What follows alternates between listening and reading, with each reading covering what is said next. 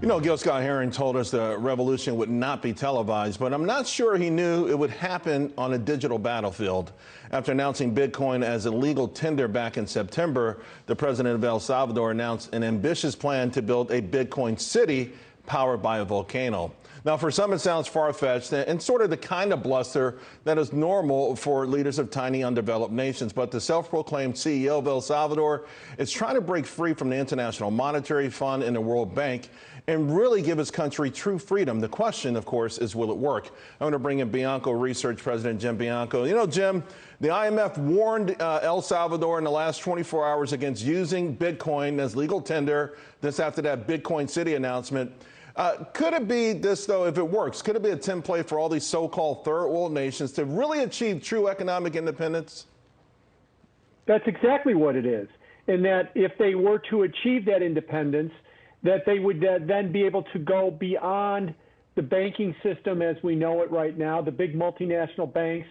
They would become less reliant on them if this works. Now, this is an experiment that does have some risk, and it might be, it might not work.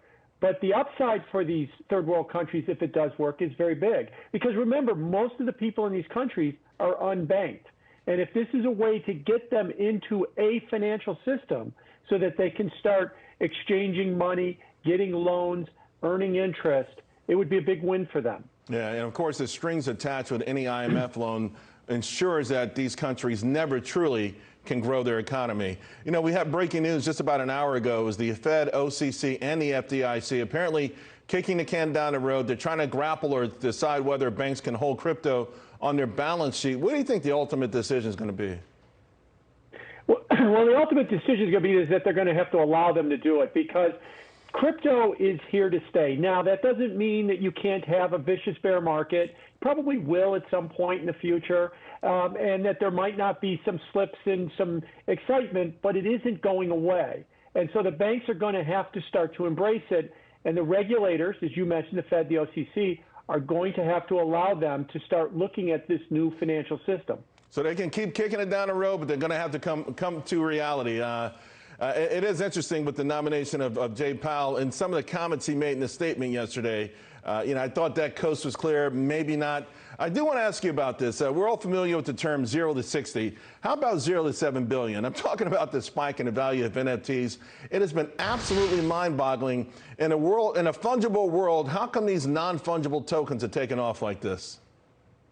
You're right. It has been breathtaking. I mean, I thought that they had some promise. I never, they went 1,000x more than what I thought that they could do. I think people understand this. I think that when we were talking about decentralized finance and lending and borrowing protocols, foreheads would crinkle. I don't understand what that is. When you're talking about buying digital art, people get that. And especially of a younger generation, digital art is very popular. For some of the older generations like me, like you, Charles, it might not be as popular. Might not be as popular with us, but the under 40 crowd, especially the under 30 crowd, it is very popular with them. So they understand it, they get it, they like it, and it's really taken off to a degree that's just breathtaking. It really is. Listen, I bought an Alec Monopoly, and I thought I was being hip. So instead of one of those, I should have been buying the NFTs last year. Jim, always a pleasure. Thank you so much. Thank you.